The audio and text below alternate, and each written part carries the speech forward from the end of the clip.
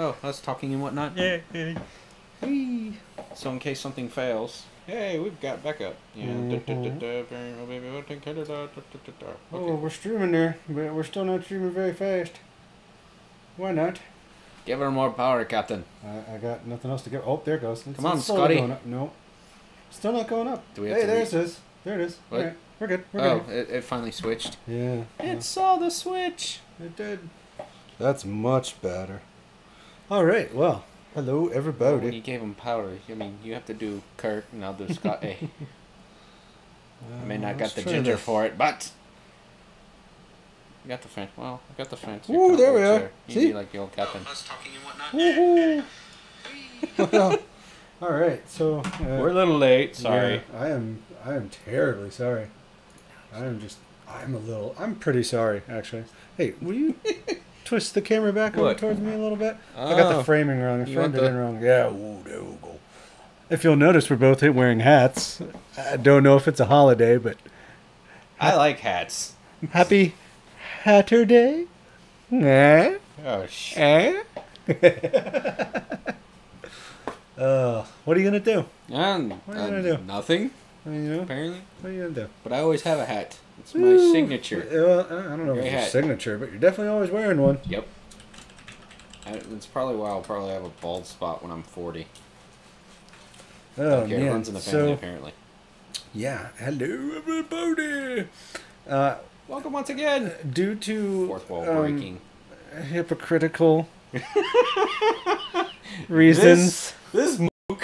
I haven't had a lot of time to look up tech news.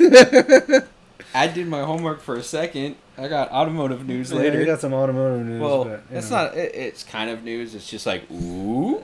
Yeah. Well, true. But we still haven't come up with an intro yet, have we? Welcome to Driven Tech. Welcome to Driven Tech Talks. Driven Tech Speaks. We do speak. Driven Tech Techs? I don't even know what to call it yet. We need help, people. We got to come up with a name. Ideas? Yeah. We need think tank. How much are think tanks? Probably more than we can afford, especially now. How about just random people on the internet? Hey, Reddit, come up with a name. Fool, wait, never mind. You can ask Reddit for some things, and they're just, one, they'll either help you, or two, they'll make it to where you don't ever want to look on the internet again. That's very true. They will hunt you down and shame you. See these two guys? Yeah. Attack. Yes, indeed. Ooh, what do we got here? Well, some stuff from... I'm looking up all I forgot my magazine. Looking up all my recent news. Shopping trip. Again, it's like, do we get frequent buyer points? They should come up with that. That should be a thing. So, at least one good bit of news for people building compact systems. Yeah. The Enermax has just recently released a 650 watt power supply, SFX. Ooh. So it's nice and compact. Looks to be fully modular. That's nice. Apparently, it's going to be a pretty darn nice little guy. It will have a 550 watt and 650 watt respective power output.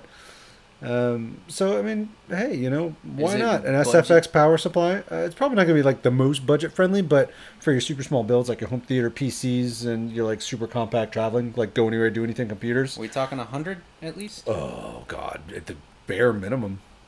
Let's see if they actually... That's still budget minded. It's not like... Well, I mean, for a power supply, you know, considering you can get a 650 for less than $100. Okay, what's the max you would actually spend on a power supply?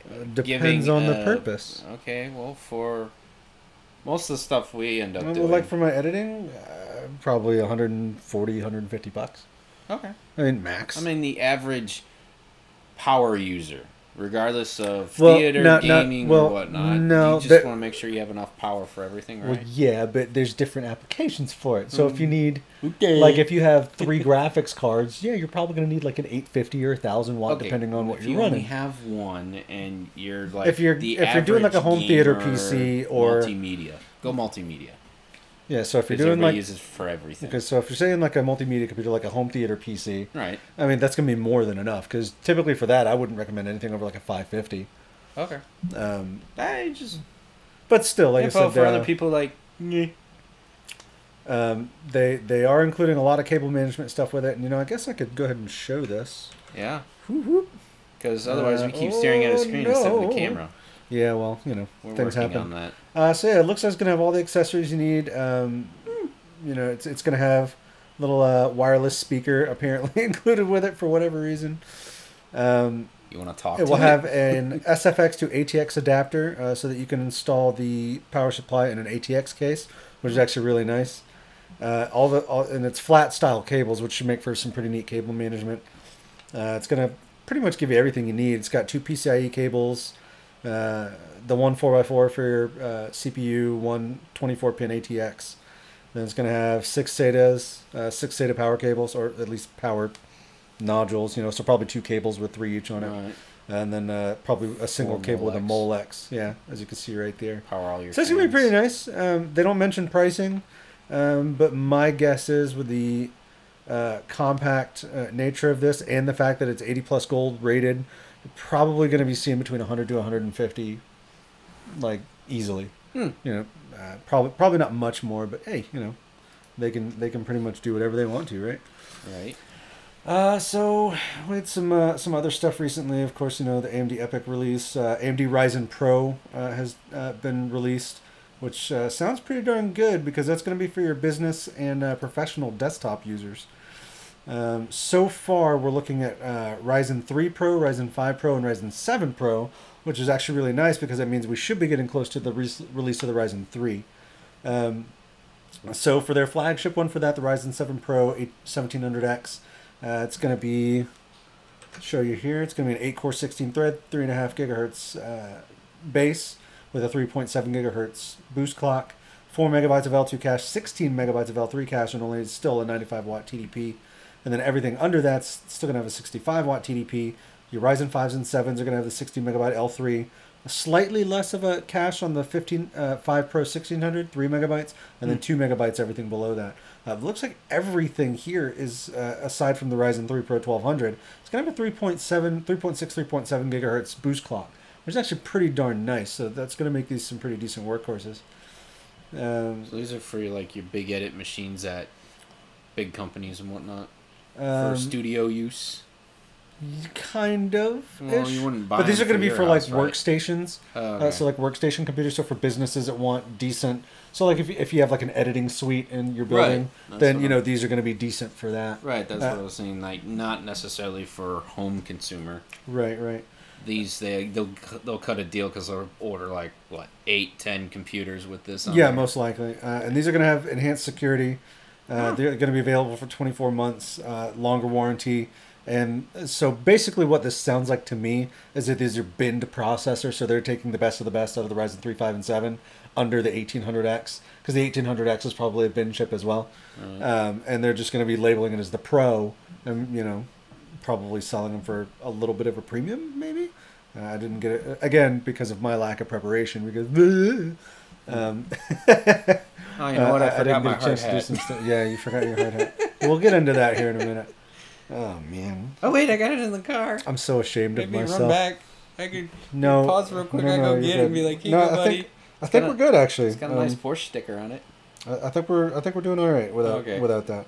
All right. To be honest. Dang. Just gonna go and throw that out there. So it was gonna be a great gag. It was gonna be a great gag laugh and a nice payout. Again, so sorry for being late tonight, guys. We had some technical difficulties because I was using up all my bandwidth. So go me. So again, we don't have a price point yet for these, but if you do have a direct comparison for the Core i7, i5, and i3 that are supposed to be comparable. If you see here, one of the nicest things that I like about it, especially for workstations and companies that don't need a lot of processing power at each computer, you get the Ryzen 3 Pro 4-core 4-thread processor, and it's probably going to be priced competitively with the Core i3-7100, and it's got 4 actual cores, so 2 more than the Core i3, which means they're probably going to run a good deal faster. And then the Ryzen 5, you see you get the 4-core and 6-core and 8-thread and 12-thread variants respectively. But the Core i5-7500 is only a 4-core 4-thread. So basically you're competing here with the 3 and the i5 are going to be comparable. Now is that's actual... These are current chips here. Right, but those are desktop. These are desktop processors, not, yeah. are those processors looking at that because I don't know much? Yeah, that's Are they their similar current to their generation. Are they similar to their laptop one? Because Not necessarily. I got a Dell i3, and if I have like 5-6 programs going, No, it's awful. it No, these are hates their it. desktop processors. They have a And little I'm bit just- higher wattage. Right, and a when little I'm bit just better. running like simple stuff, but after a while, it's just like, meh, hold on. So according to them, they're going to have enhanced security. Okay. What they call transparent secure memory encryption. So they're going to actually have application independent RAM encryption that require no software modification with a low performance impact, which is going to be nice for the security functionality of that. We'll have secure storage and processing with trusted applications, which is nice. That means that developers can then produce applications that take advantage of that secure processor and essentially encrypt the data that it's actually going through, which is going to be really cool. So they will test and confirm that hardware, firmware, BIOS, and other configurations are good on those. So it's going to be really darn nice. These are essentially an enterprise level chip, and currently on the market right now, only the Core i7 and i5 are really decent for enterprise level processing. But with the Ryzen Pro, the 3, the 5, and 7 are all going to be suitable for enterprise, especially with that 4-core, 4-thread variant on the i3. So that's going to be really nice. Wow.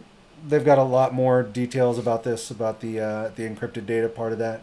But I'm not a software guy. I'm definitely more of a hardware guy. I just think this is really cool, and the fact that they're going to keep doing this stuff essentially is going to be pretty darn cool. So anyways, that's More on that Ryzen. one. Let's see. Western Digital just came out with an SSD mini, which is going to be really nice. And I believe Hardware Canucks did a review on it. Don't quote me on that, but I'm pretty sure. So go check that out on their channel. Mini passport. So what are we talking like the size of a? Well, you know the size of an drive? SSD, right? Of a M.2 SSD. That's essentially what's in that. So it's going to be a nice small form factor portable hard drive. And since it's an SSD using USB 3.0, it's going to have a really nice transfer speed on it. Oh. Probably somewhere. So it's like no bigger than, say, a cell phone. Look, here's a little picture here. Okay. Just to give some comparison. Because I got my small SATA my SSD that. Oh wait, no, it actually spins. Never So mind. it's going to be a USB 3.1 Gen 2 Type C interface with a little adapter for it to go USB 3.1. It's going to come in 256, 512, and 1 terabyte capacities, and it is currently an exclusive at Best Buy. So you can't get it anywhere else unless Western Digital decides that you're lucky and how they much send is you a one. 1 terabyte? I don't. Probably expensive. Because that's probably what I'll go snag. Because I have a 1 terabyte. It's going to be spinner. a few $100. Yeah. Well, I got a 1 terabyte Western Digital spinner, which has never failed me. It's 3.0. Like I said, so let's see never. here. The Crystal Disk info here. I don't really see anything on there. So what's up with that? What is Which this? is interesting. Oh. Anyways, it's apparently got a pretty decent SSD control, the Marvel 88SS 1074. It will be tri-level based SSD. So, it is what it is on that. But, hey, for a portable SSD, and especially if it's at a good price point, I'll why take not? one. Yes, If it's budget friendly. Western Digital, looking at you. We'll review it. I don't think I could crash it. I could feel it, though. That So let's sounded see dirty. if they actually say anything. So it looks like the read speed is about 425 megabits a second with a write speed of 436. 4K random 26 and 41, respectively, read and write, and then a sequential read and write of 45 and 42. So it's not going to be a bad little portable drive there. So how fast can a gig transfer over? 425 megabits a second, whatever Yeah, that works out to. I don't know the math right off the top of my head. But. So at least under. Looks like the the MSRP for the 1 terabyte is $400, but will fluctuate between $350 and $400 just depending. Price per gigabyte on this is actually a good, about 36 cents per gigabyte on the 1 terabyte model, which is currently the lowest on the market for any kind of portable SSD, which is actually really, really nice. So, yeah, I don't really know what else I can say about that, except for it sounds like a pretty darn good thing that we're going to have going on there. Right. So, on a quick note, AMD in Q2 actually took 10.4% of market share away from Intel, which is the largest quarterly share gain in history between the two, especially. That's pretty impressive, actually. So it's like, why don't we have stock in AMD? Well, because again, we're broke. Right. Expenditures. Don't have it. Looks like RX Vega custom cards are going to start shipping in early August. And that probably has a lot to do with why they saw such good gains. And also with the release of Ryzen and probably the debacle that was Kaby Lake X and Skylake X. And the Core i9 stuff definitely had something to do with that. They actually grew its user base by 53% in a single quarter, which is also extremely impressive. And I think that speaks loads to AMD, their marketing, and not only the marketing but the product, because if the product was garbage, we would have seen a quick gain and then another quick fall once people actually started reviewing them. So pretty nice stuff there. Go AMD. And I am still super excited for the impending, hopefully years to come processor wars. Looks like we have a hyperthreading bug in Kaby Lake and Skylake processors that is addressed by a BIOS fix. Apparently, there was some sort of a bug for hyperthreading. Let's see what they actually say. This is stories from WCCF Tech. And I will, as soon as we're done here, I will link all these articles in the description below. Let's see. What? Intel's statement on that. Let's see. There was a warning advisory for relevant users named Skylake and Kaby Lake that were 6th and 7th gen processors, of course. The advisory was a processor microcode defect that was identified on Skylake and Kaby Lake with hyperthreading that, when triggered, could cause unpredictable system behavior, could cause spurious errors such as application and system misbehavior, data corruption, and data loss. So, Intel, what are you doing? These are your flagship chips. Stop it. Well, I mean, come on, especially with all the people delitting because they use awful thermal interface material, all the issues that they've had, and then Kaby Lake X and Skylake X, and then this that, they figured out, earlier this year. It's just, Intel got a little comfortable, they got a little complacent, but hey, I'm just one man with an opinion. So yeah, their statement is that, here's the actual, which is fun. They said that under complex microarchitectural conditions, short loops of less than 64 instructions that use AH, BH, CH, or DH registers, as well as their corresponding wider register, may cause unpredictable system behavior. This can only happen when both logical processors on the same physical processor are active, when hyperthreading is active. Okay, well then, isn't that kind of normal? And then has been addressed with a fix that started rolling out in April 2017. As always, we recommend to make sure that your BIOS is up to date. So basically, Intel's saying, yes, this is your fault for having hyperthreading enabled and using programs with short instructions. And if you just make sure that your BIOS is up to date, this won't be a problem. So, really? Fix your stuff. Anyways, that's enough. That's enough bashing on Intel, I guess, for now. Anyways, So should we be like Intel? Are we like Camp AMD? I mean, not necessarily. Again, I like both. Both have their strengths and weaknesses, but right now I'm pretty strong on Team Red there. Yeah, I mean, budget friendly, and they don't hurt the wallet. Yeah, they really don't hurt the wallet. In other news, I'm so sorry for your system builder right now because cards are still experiencing a shortage thanks to people mining Ethereum and whatnot. Where's your mining hat? Where's our mining hat? They don't have to know. Sure. I totally didn't just recently purchase 9 graphics cards. So this guy. Yeah. Last episode. Yeah, we were making fun of him. How do we make apologies? We don't. We own it and we move forward. And hopefully can make a return on investment before any kind of bubble pops on the market. Maybe. So I will be doing so you're going to eat your bowl full of irony, right? Yes, I will. I will eat my crow with a smile. Crow tastes good. So yeah, I'll do some updates on that kind of stuff in the upcoming week or two. about what I'm getting. Probably do like a build video for a rig that I'm coming up with for that.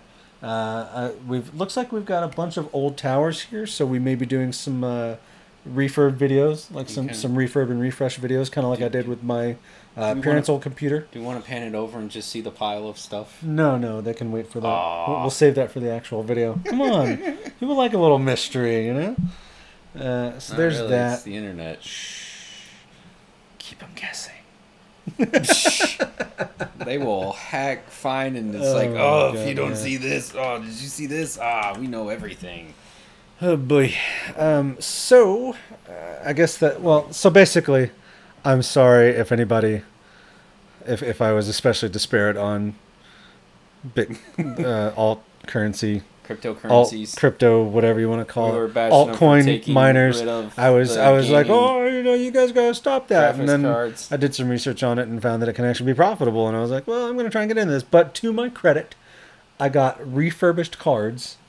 Okay, you didn't buy brand new. I didn't buy brand new. I'm not depleting the market of RX 570s and 580s. No, but I think you just grabbed two. I did take two 1060s away. Looked like they were the last ones on their shelf. Whatever. No one cares. They're just 1060s, right? I liked how your favorite store guy was like, "Oh, you're mining."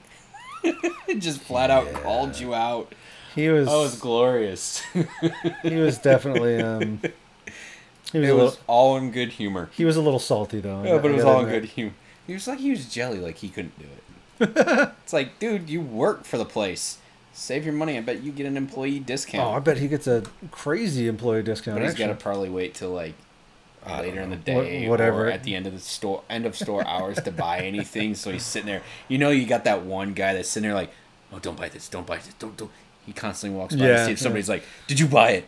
Or like he wants the value cards. So he tries to upsell everybody. Like, no, you don't want this. You go to this one. It's like, don't touch my. That's mine. So where did you find that news earlier? Oh, just out of curiosity. It was on Facebook. It came off of. Oh, okay. Who kind of hit it? We'll figure out where that one little piece of news is. Oh, it was Speed Twitch. Okay, well we'll look into that here in a moment. Okay, because that sounds like clickbait. There is a new 2018 Porsche 911 GT2 RS has been announced with pictures, and if you look at this guy, it is pretty. Still looks like a Volkswagen. Oh yeah, it's still a squish beetle. Yeah, but I mean, it's a solid looking little car, man. But they all look the same, even over the years. It's like the 911. This one looks a little bit different changed. with the carbon fiber styling. There's a little bit more of a custom accent. I mean, like the louvers and all that. I mean, so there's a little bit more to this than your normal Porsche. But single lug nut. Yeah, pretty. So it's going to be a nice looking little guy. What's it powered? It's the turbo one, isn't it? Oh, clearly. The GT3. Yes, they're actually also calling this. Let's see, what were they calling it? It is pretty sharp. Hey, on the car news. Yeah, right. Because we just shifting gears. So it's a 620 horsepower rear engine rear wheel drive. They call it Porsche at its most extreme, which we'll see because I don't know how that really relates to what was it, the 918. Yeah, the 918 is. So I don't understand how this is more extreme than that, but we'll see. Okay, all out gas engine. Yeah. So it's 516 foot-pounds of torque, 3.6 liter flat six turbo, of course. You're getting 600 horses out of under 4 liters.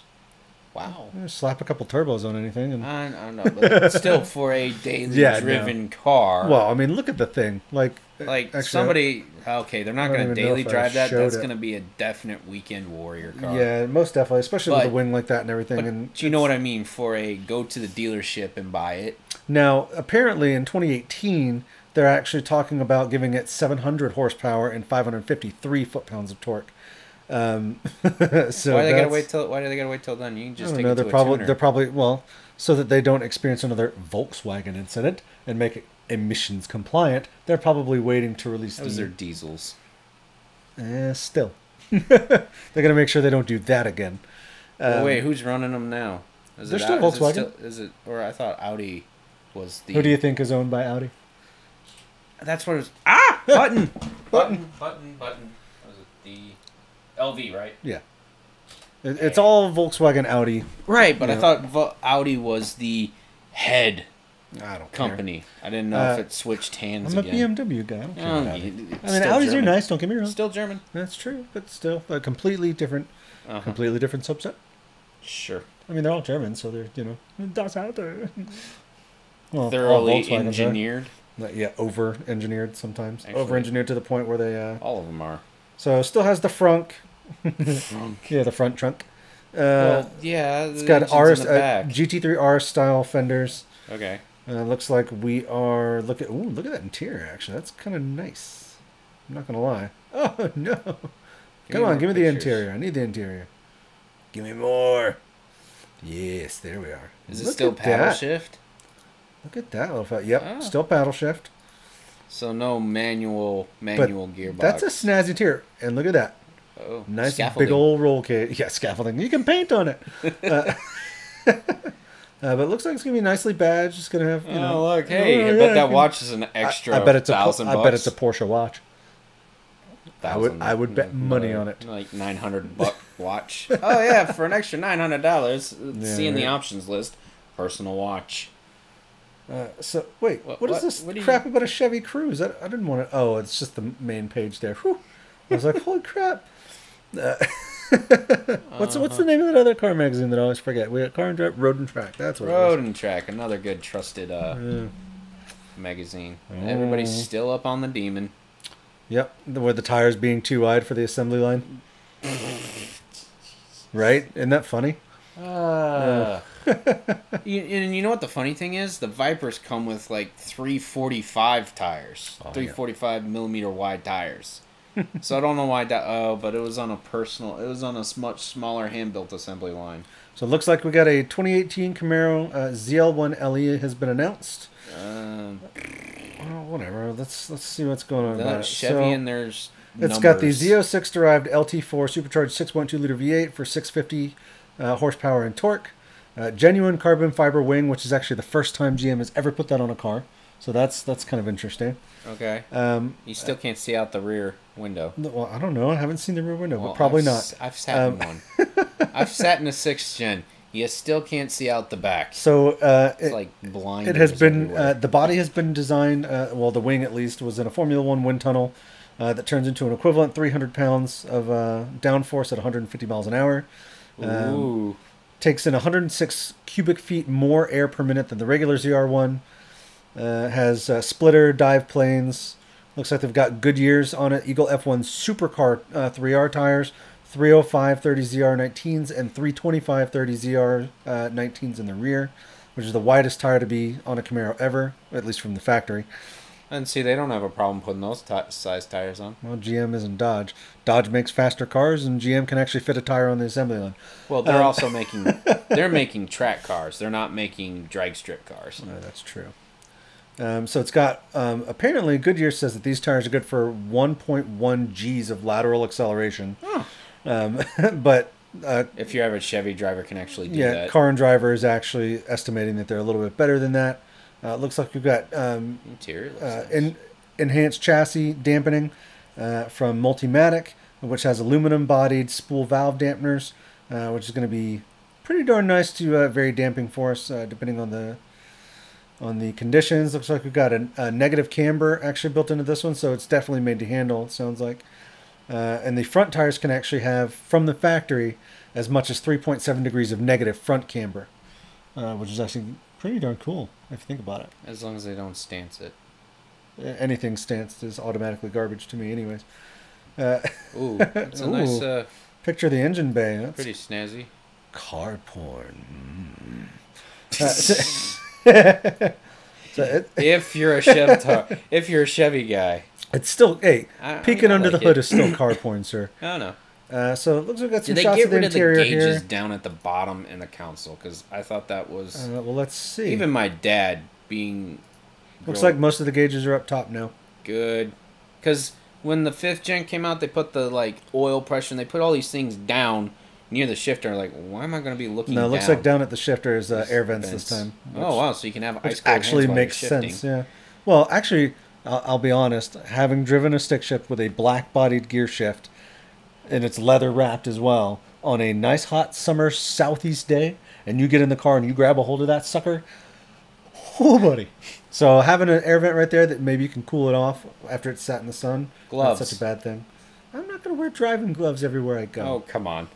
It would be cool like McQueen and whatnot. All the Ferrari drivers do it. Well, good for them. My only problem with GM is their naming of the engines. They brought back the LT moniker. Yeah.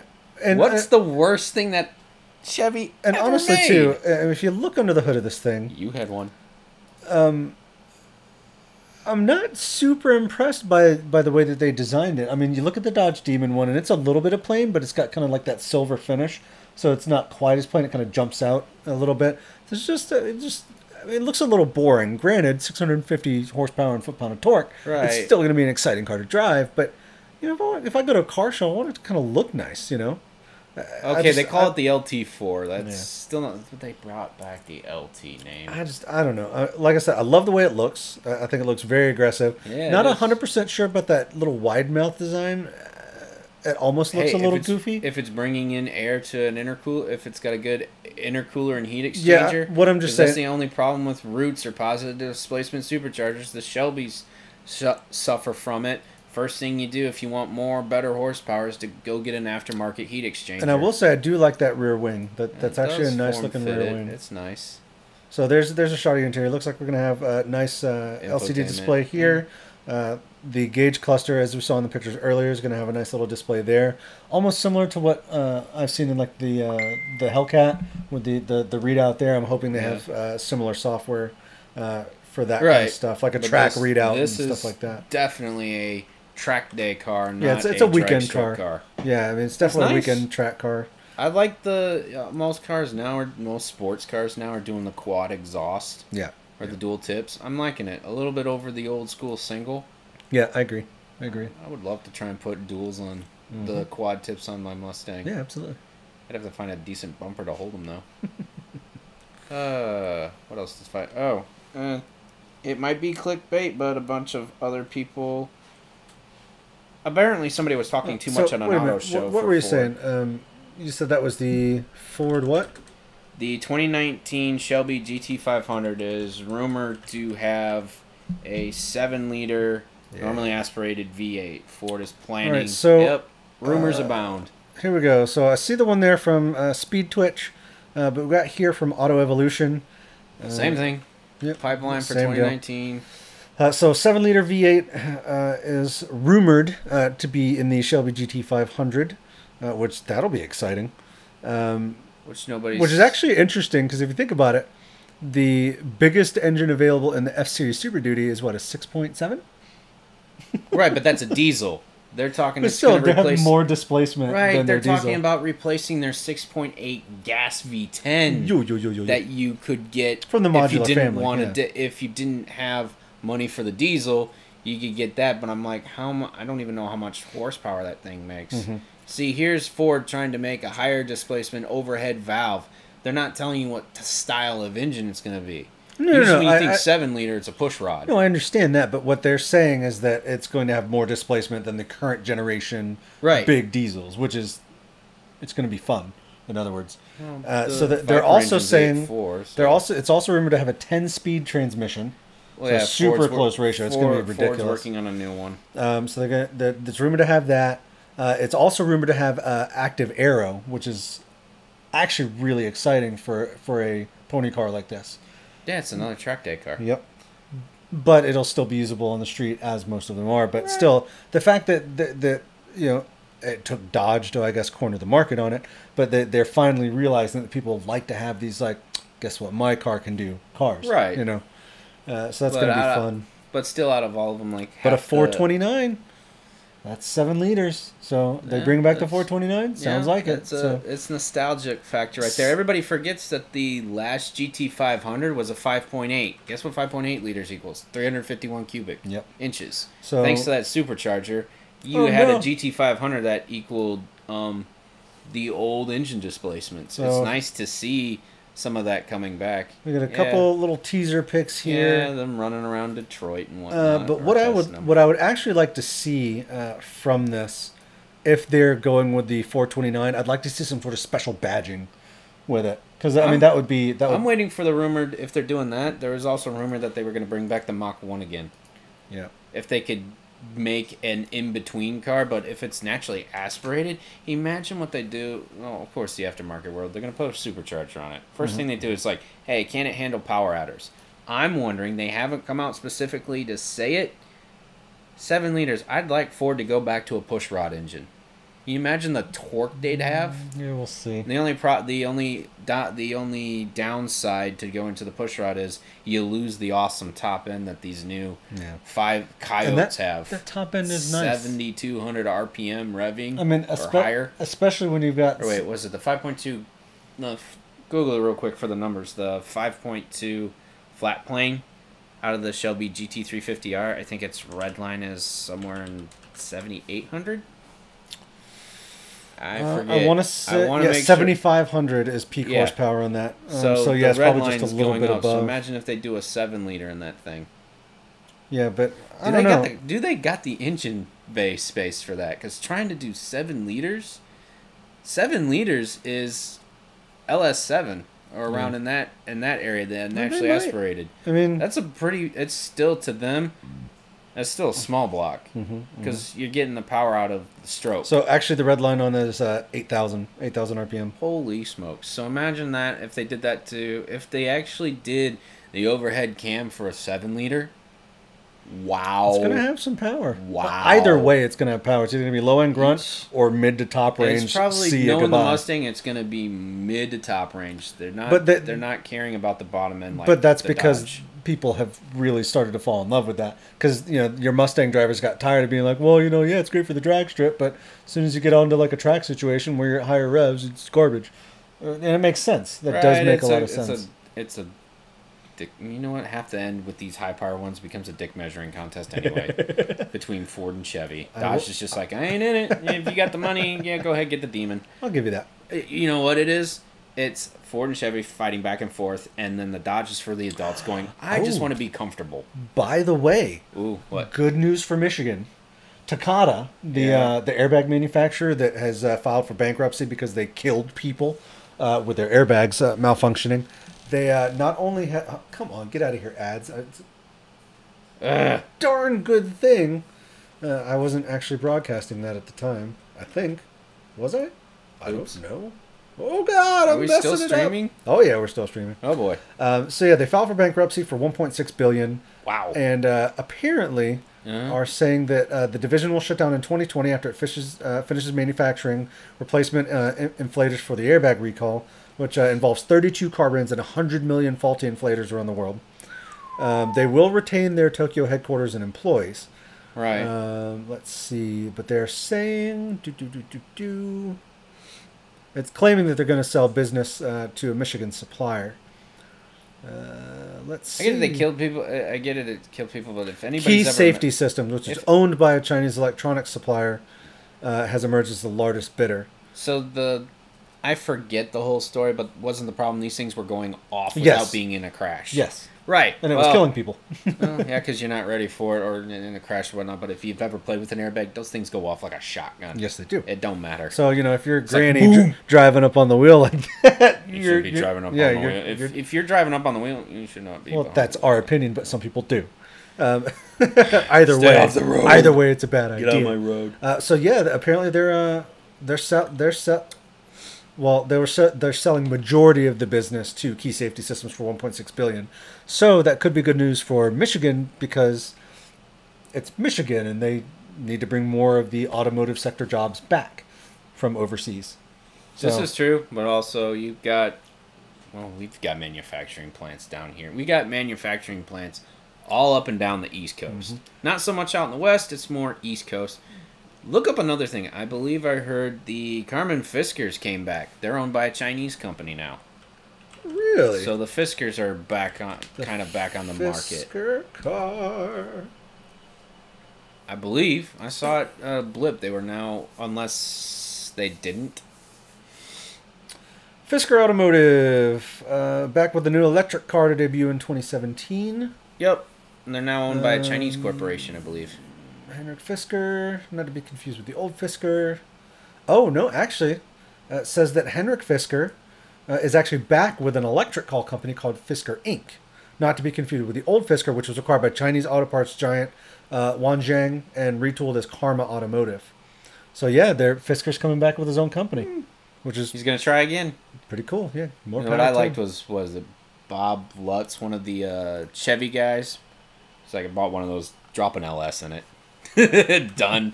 It's just awesome. Like, hey, I'm just gonna drop an LS7 in this thing and be done with it. Yeah, why not? Yeah, that looks pretty bad. Danger of an oil spill at the Nürburgring. Oh no! People sliding all over the place. Take a hot lap on the Nürburgring in a Caterham. Ooh. Okay. Out of all the oddball cars, 70s, 80s, because I like oddball cars, Right. what would be the one you'd want? 70s and 80s oddball cars? Yeah, like, not the usual, like, oh, I want this year Ferrari or the 80s, like a Testarossa or a Countach. There was some other weird, like, European or Japanese 80s cars that everybody's like, oh, or late 70s. Honestly, I'd love to have a first-gen Honda Civic. Wow. I think that would be so amazing. So you want a CVCC? Why the fuck not? I think it's just for bragging rights. Like, you see this? I can barely fit in. Please help. You know. Like, You know, one of our old friends has one. well, you know. I don't know if it's. I Ever don't. gonna So what roll would again. you? So what would your? I would love to have a Caterham. I would love to have a Lotus Super 7. Everybody like knocks all the like. It's a track day car. It's really a bare bones like. Would be our bucket tees, but handles better. Because even after that, you got what the Europas and Esprits, and everybody's like, "Oh, these things are cool," but they had electronic and fire issues. They would catch fire. Oops. You know. But Shit they're happens. just oddball cars everybody forgets about. Yeah, that's Because true. most when they're like, ooh, Porsche or Lamborghini or Ferrari. I'm just Speaking of like, which, oh. here's a fun one. A new Morgan coming out in 2018, the 4.4. Those things are cool. Yep. They're old school with new school technology.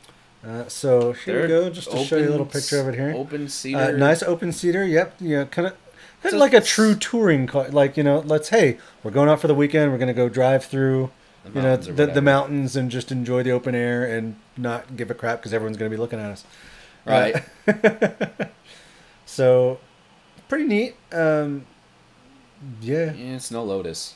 Well, sure, but Okay, for the people who probably don't know what I'm talking about, pull up a picture of a Lotus Super 7. hang on a second. So, they're saying this is going to be largely identical to the 2008 version, or the 98, or the 88, or 78. You know, whatever. So, it's about it's- every 10 years they seem to do one. As my old favorite British motoring and- show, it's and- built in a shed. As usual, it is going to be hand built. Yep. in Okay, a so shed. it's built in the shed. Yep, still built in the shed.